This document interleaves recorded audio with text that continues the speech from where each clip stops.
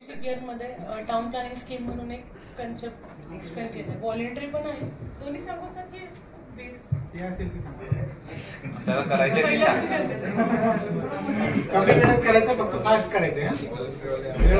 नमस्ते sir. TPS scheme म्हणून जसं RP नंतर आपण DP करतो, DP मध्ये मायनर ह्याच्यासाठी डेव्हलपमेंट मायनर स्किलसाठी आपण TPS करतो, टाउन प्लॅनिंग स्कीम.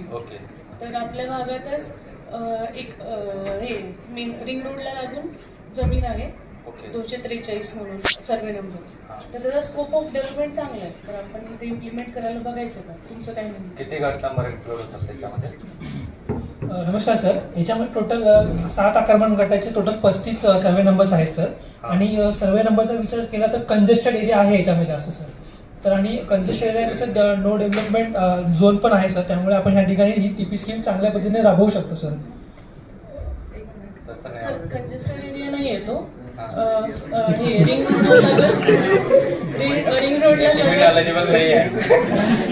हे रिंग रोडला लगत नो डेव्हलपमेंट झोन आहे तो. आणि पूर्ण गट नंबर घेतो, 2च घेतो, 243 आणि 244. DP मध्ये काय झोन आहे आपला? DP मध्ये सध्या तो हे प्रपोज रेसिडेन्शियल झोन नाही, प्रपोज रेसिडेन्शियल नाही, ॲग्रिकल्चर नो डेव्हलपमेंट झोन आहे तो. ठीक आहे. आपल्या ज्युरिडिक्शन मध्ये आहे. किती ओनर्स होतात? टोटल ओनर त्याचे आहेत 35. ठीक आहे. त्यांना आपण काय बेनिफिट देतो? त्यांना आपण हे आपल्याला मला क्लॅरिफाय व्हायला पाहिजे ना पहिलं, मग मी त्यांना एक्सप्लेन करणार. सर त्याच्यामध्ये आपण एक शॉपिंग कॉम्प्लेक्स देतोय सर. टिपिकल सेवा. त्यानंतर सर आपण रोड्सची जी नेटवर्क आहे सर ते आपण अजून इम्प्रोव्हाइज करतोय सर. नंतर अम्युनिटी स्पेसमध्ये गार्डन स्पेसेस आपण त्यांना देतोय सर छोट्या स्केलवरती. त्यानंतर एक हॉस्पिटलचं पण त्यावेळी छोट्या स्केलवर प्रोव्हिजन आहे सर. अशा पद्धतीचं आहे सर. आणि स्कूल प्रायमरी एज्युकेशन संदर्भामध्ये आपण स्किल्स पण इस्टॅब्लिश केली. ठीक आहे. आपण स्कीम करायची. Yes sir. ओके ठीक आहे. डन. आता मी नगरसेवकांना TP स्कीम करण्यासाठी सर आपल्याला आधी स्टेक होल्डर सोबत मीटिंग घ्यावी लागेल. ते जे ओनर आहेत, पुन्हा आपले हे नगरसेवक, नगराध्यक्ष, यांना सगळ्यांसोबत त्यांची मीटिंग घेऊ. त्यांना पण एक्सप्लेन करू की TPS नक्की काय आहे आणि त्यांचं काय म्हणणं आहे, ते तयार होत आहेत तर बघू आपल्याला जमीन द्यायला. फर्स्टली आपण जे आपली बॉडी आहे त्यांना एक्सप्लेन करू, ठराव घ्यायच्या अगोदर त्यांना एक्सप्लेन करू, मग स्टेक होल्डर पार्टीची मीटिंग घेऊ. मग स्टेक होल्डर कन्सेंट मिळाल्यानंतर मग आपण इंटेन्शन टू डिक्लेरेशन करू. असं ऍक्ट प्रोव्हिजनप्रमाणे एक TP स्कीम नावाची एक योजना राबवायचा विचार करतोय आपल्या टेक्निकल स्टाफच्या सहाय्याने.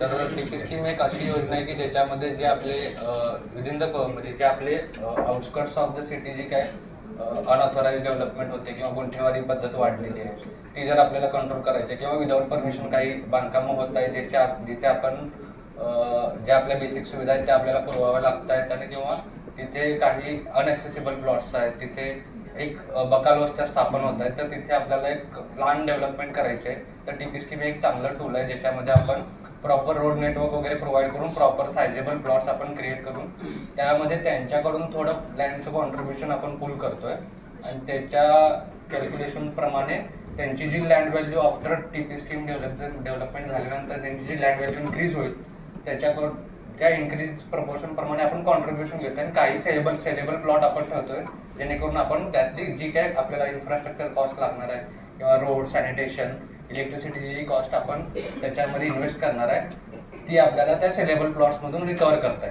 जेणेकरून आपली TP scheme win win situation होईल की आपण नो प्रॉफिट नो लॉस बेसिसवर कम्प्लीट करू शकतो. आणि त्याच्यामध्ये लोकांचा पण फायदा आहे की लोकांना विदिन द नेबरहुड सगळ्या गोष्टी सुविधा प्रॉपर प्लॅन पद्धतीने मिळतील. तर आपण हे करू शकतो का? त्याच्यासाठी आपल्याला एक लोकांसोबत स्टेक होल्डर मीटिंग घ्यावी लागेल आणि लोकांचा कन्सेंट घ्यावा लागेल त्याच्यासाठी. एक मिनिट, ही पहिले सांगा कुठल्या वॉर्डमध्ये येते आणि कुठल्या एरियामध्ये येते? आपली जी आपला जो आता 243 आपला जो वॉर्ड आहे त्याच्यामध्ये 35 का 38 CTS नंबर आहेत किंवा गट नंबर आहेत. त्याच्यामध्ये साधारण 35-40 लँड ओनर्स आहेत. त्यांच्याकरिता आपण हे करतोय. अच्छा, मला तर थेट नगराध्यक्षाचं निवडणं त्याच्या पुढे, पण त्या वॉर्डच्या नगरसेवक सुरेश खांडेकर आहेत, त्यांचा एकदा कन्सेंट मला घ्यावं लागेल. त्यांचं काय म्हणणं?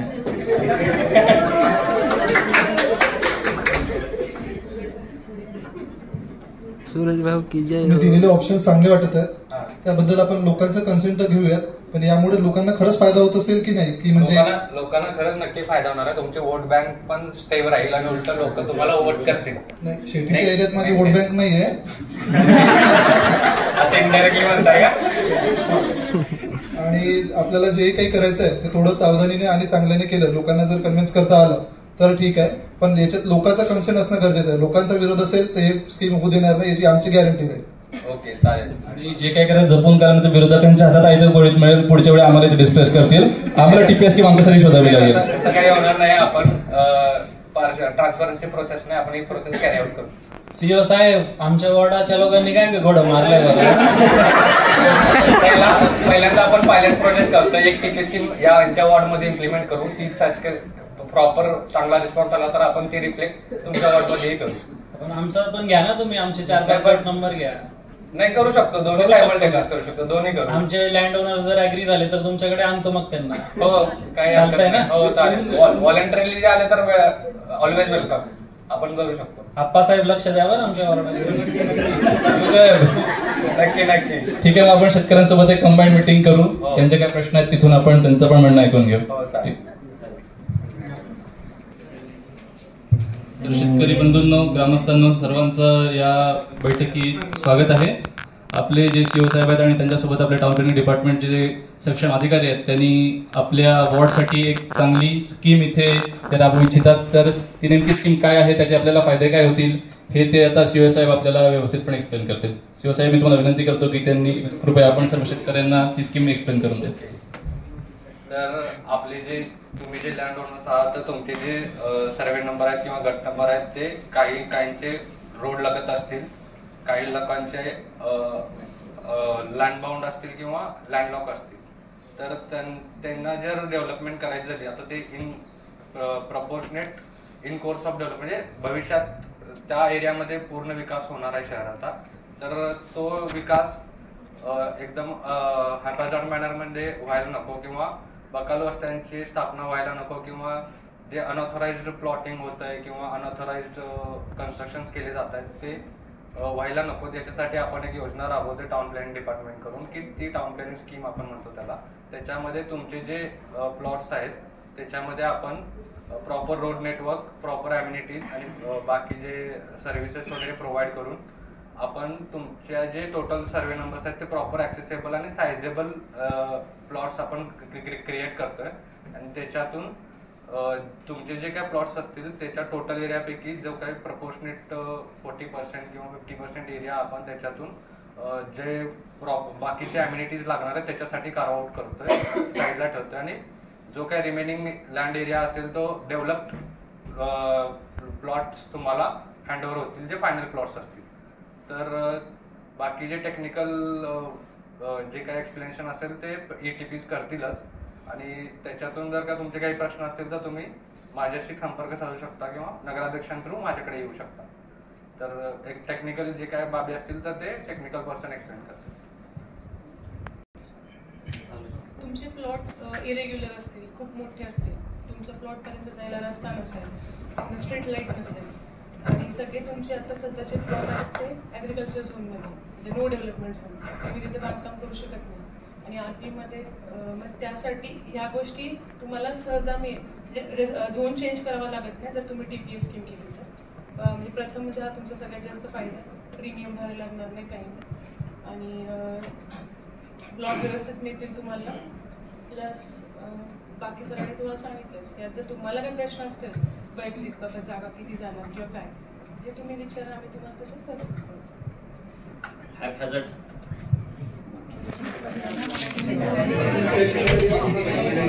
शेतकरी बकाल वाचण्याचं तुम्ही म्हणताय, जागा आमची आहे, आम्ही ठरवलं तरच ते बकाल वाचते होती.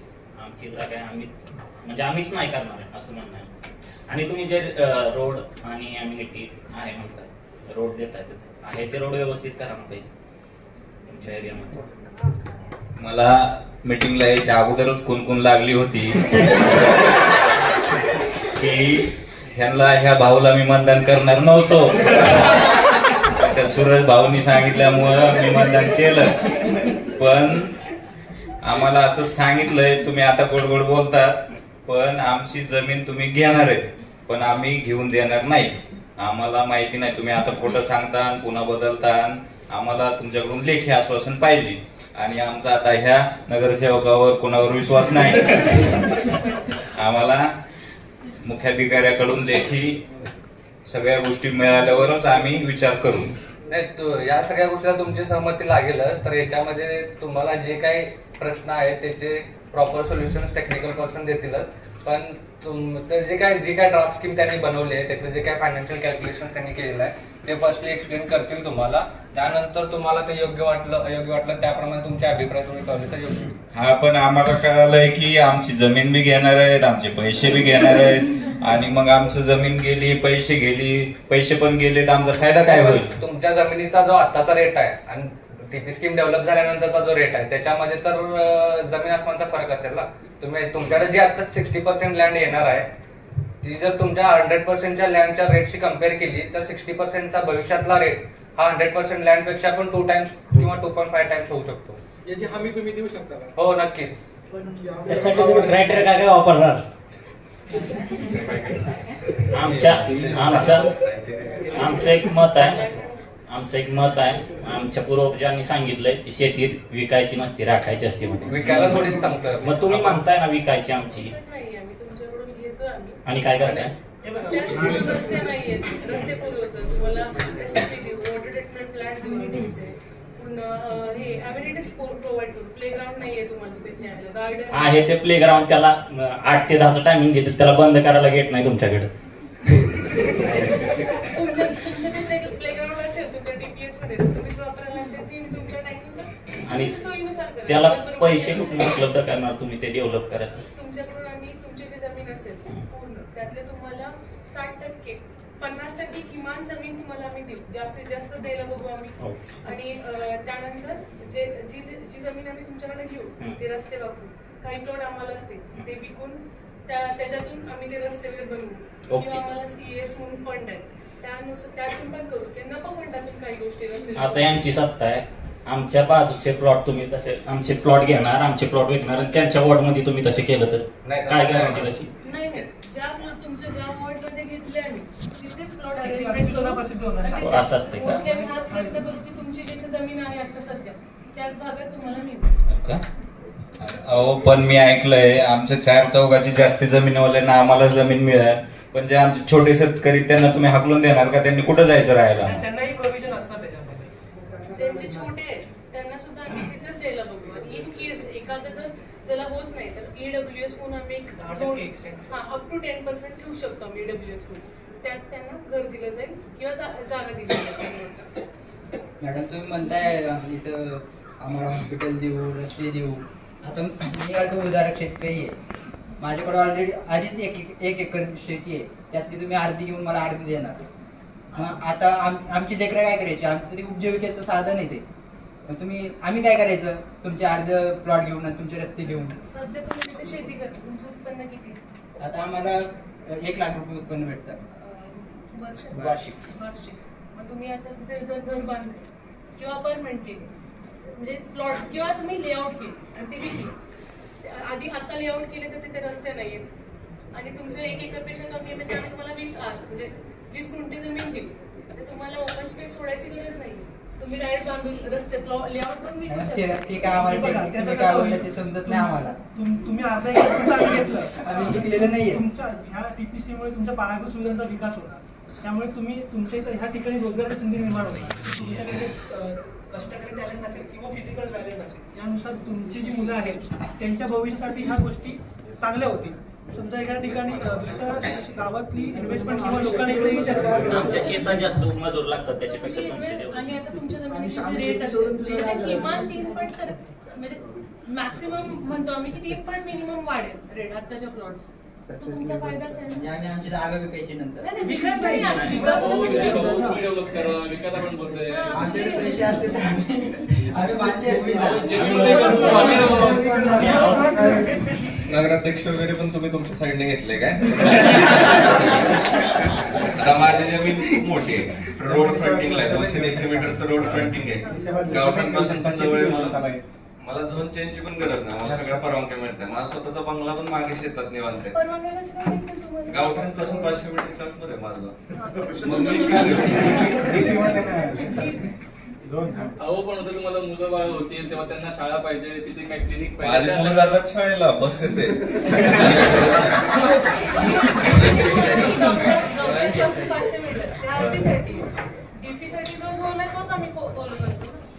पण रोड साईडला मला सगळ्या परमिशन भेटतात.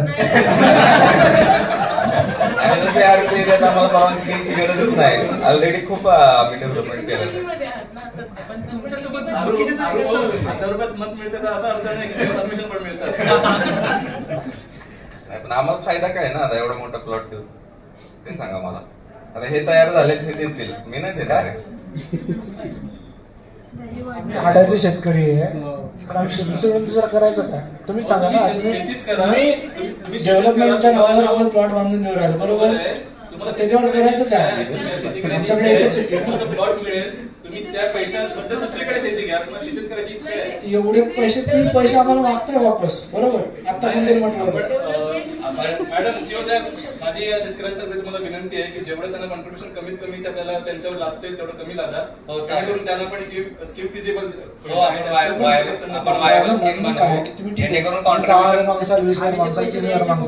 पैसे द्यायचे कुठे? ठीक आहे, कॉन्ट्रीब्युशन आपण प्लॉट विकल्यानंतर घेणार का? नाही, कॉन्ट्रीब्युशन आपण तुमच्याकडून घ्यायला नको. लागेल ना उपजीविकेसाठी. काही रूल पण बघू शकतो TPS मध्ये करतात. तर त्या रूलनुसार जर तुम्हाला कसं हवं असेल त्या कॉन्ट्रीब्युशनच्या न देता आम्ही कसं कंपल्सेशन तुमच्या लँडच्या मध्ये तुम्हाला आधी द्यावे लागतील प्लॉट विकल्यानंतर. नाही, तुम्हाला जे कंपल्सेशन कॉन्ट्रीब्युशनचे पैसे आम्हाला आधी द्यावे लागतील की नंतर द्यावे लागतील? नाही, कॉन्ट्रीब्युशन आपण घेतच नाही. कॉन्ट्रीब्युशनच्या ऐवजी आपण काय करू, जे काय आपण सेपरेट 40% प्लॉट कार्व आउट करणार आहे त्याच्यामध्ये मॅक्सिमम सेलेबल प्लॉट ठेवू, जे कॉर्पोरेशन विकेल, आणि त्याच्यातून तुमच्या कॉस्ट ऑफ स्कीम आपण ती बॅलन्स करू, जेणेकरून तुमच्यावर पण बर्डन येणार नाही आणि नगरपालिकेवर पण बर्डन येणार नाही. अशा पद्धतीने अमेनिटीज कमी करणार आमचं. नाही, अमेनिटीज तेवढ्याच राहतील जेवढ्या मिनिमम रिक्वायर्ड आहेत तेवढ्या. 40 टक्के आम्ही वापरायला घेतलं, त्यातून आम्ही अम्युनिटी स्पेस डेव्हलप करतो, त्याच्यावरनं उत्पन्नाची साधनं निर्माण करून त्यातून कॉन्ट्रीब्युशन तुमचं ऍडिशन. तुम्ही ही स्कीम आमच्या जमिनीवर का राबवताय? शहरात दुसरीकडे पण फार जमिनी आहेत, तुमचा काही फायदा वगैरे आहे का असं? त्यामुळे तिथे स्कोप ऑफ डेव्हलपमेंट खूप चांगलं आहे. तिथे जर आता आपण हे जे डेव्हलपमेंट केलं म्हणजे TPS केली, तुमच्या जमिनीचे रेट जास्त वाढतील. आतली एखादी जमीन घेऊन करणं आणि मेन रोडची करणं, लगतच्या करणं, दुसऱ्या ठिकाणी गेलं तर 7 वर्ष फायदा आहेत आमच्या. 5 वर्षाचं जास्त समजा आम्ही तयार झालो TPS करायसाठी, तर असं काही आहे का की आम्ही काही वर्ष तरी शेती करू शकू? हो, करू शकतो. किती वर्ष? जोपर्यंत तुमची जोपर्यंत इच्छा आहे जोपर्यंत तुम्ही करू शकता. त्याला कोणी फक्त 10 वर्षातून मिळेल तसं काहीच तुमची शेती थांबणार नाही. अहो मॅडम, पण माझ्या जमिनीवर ह्यांनी कब्जा केलाय, आमचा कोर्टात अगोदरच वाद आहे, आणि पुन्हा तुमचं कशाला घालताय आमच्या ह्याच्यात? हो, 7/12 TPS मध्ये आपण काय करतो, जो मूळ सातबाऱ्याचा ओनर आहे आपल्याला आतमध्ये जायची गरज नाही. वरती इंट्रोस्पेक्शन आपल्याला फक्त एरिया महत्वाचा आहे. तुम्हाला तो एरिया डेव्हलपमेंट होणार आणि ते दुसऱ्या ठिकाणी किंवा तुमच्या तुम्हाला एपीचा प्लॉट दिला जाईल. हो, तुम्ही मला त्या गटात मला माझ्या 7/12 प्रमाणे देणार, पण दुसऱ्या गटामध्ये माझं क्षेत्र जास्त आहे आणि माझ्या नावावरच कमी लागलंय. माझं त्याचं दुरुस्तीचं प्रकरण चालू आहे, आणि मग तुम्ही माझ्या 7/12 प्रमाणे दिलं तर मग मी पुन्हा दुरुस्त नाही करू शकणार, माझं नुकसानच होईल. 7/12 तुमची दुरुस्ती करून आणा, मोजणी करू. ते झालं जे तुमच्या 7/12 असेल त्याप्रमाणे आम्ही तुम्हाला देऊ. मग मला दुरुस्त होईपर्यंत टाइम तुम्हाला द्यावा लागेल आणि मला मदत पण करावं लागेल. करू आम्ही, आमच्याकडून जेवढी जमेल तेवढी तुम्हाला मदत. आणि माझं दुरुस्त नाही झालं तर माझं मग घ्यायचं नाही. दुरुस्तच करू तुमचं.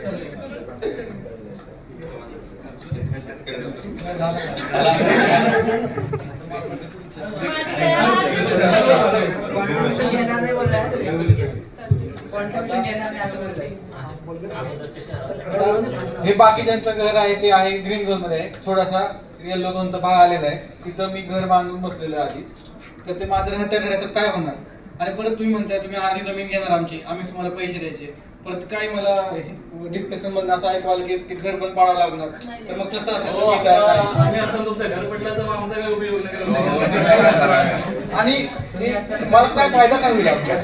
तुमचं जे घर आहे त्याला अजिबात आम्ही धक्का लावणार नाही. ते बरोबर मार्जिन मध्ये बसून त्याचे मार्जिन मिळेल त्यानुसार. आणि जर आणि परमिशन घेऊनच बांधलेलं आहे. मग तुम्ही काळजीच करू नका. तुमच्या मला काही होणार नाही आणि तुम्हाला ती जमीन तुमच्या नावावर आहे तशीच राहील. तुमचं प्लॉट तिथेच राहील. माझी जमीन तिथं नदीच्या बाजूला आहे. मला सध्या बिल्डिंग परमिशन तिथे मिळत नाहीये. FSI रिस्ट्रिक्शन आहे. तर मला काही फायदा होईल का त्या स्कीम मध्ये आल्यावर?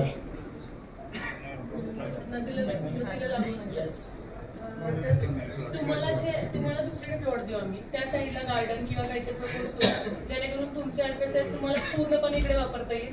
त्याचा काही संबंध राहणार नाही. तुमचाच फायदा हमी देताय का तुम्ही की मिळेलच मला प्लॉट दुसरीकडे? पब्लिश करू ना जेव्हा आमचा ड्राफ्ट. तुमची तशी पण फ्लड प्रोन झोन मध्ये आहे, तिथे तुम्हाला डेव्हलपमेंट अलाउडच नाही आहे. रेड फ्लड लाईन मध्ये माझी सध्या. तुम्ही रिडेव्हलप म्हणजे तुम्ही डेव्हलप करू शकता जर रिलोकेट केली तुमची. खरंच मिळेल का मला? तुम्हाला धन्यवाद. भारी आहे की विचार करून सांगतो मी. थांबा. आता तुम्ही जे लँड पार्सल दिलंय त्यामध्ये 2 मोठे नाले जात आहेत, बरोबर? मग त्या नाल्यांखाली जे क्षेत्र जात आहे ते क्षेत्र सगळ्या शेतकऱ्यांमध्ये तुम्ही वाटणार का ज्यांच्यातून क्षेत्र जात आहे त्यांनाच ते बेर करावं लागणार? नाल्याखाली जे क्षेत्र जात आहे ते आपण असं करू शकतो की साईडला डेव्हलपमेंट म्हणजे लाईक गार्डन वगैरे. नाही पण ते समजा यांच्या क्षेत्रातून जात आहे तर माझ्या क्षेत्रातून ते सध्या जात नाहीये. ते नाल्यावर कोणालाच देणार नाही. तो नाल्याचे आता समजा टोटल 100 एकर तुम्ही जी प्रपोज केली त्यामध्ये 3 एकर नाला जातोय, बरोबर? मग ज्यांच्या क्षेत्रातून नाला जातोय त्यांनीच तो नाला बेर करायला पाहिजे ना. आम्ही जे 4 जण आहे आमच्या इथून नाला जात नाहीये, मग तुम्ही तो आमच्या इथून पण वजा करणार का नाही करणार? नाही, नाला तसा आपण सेव्ह करायला लागतो ना आपण डेव्हलपमेंट प्लॅन मध्ये. तेवढं क्षेत्र नाही, आपण नाला हवं तर चॅनलाइज करून तो चॅनलाइज नाही. तुम्हाला कळाला प्रश्न? जागेची मालकी नसते. क्षेत्र जर नाल्याने बाधित आहे तर OP यांचा नाल्याने बाधित आहे. त्यांनाच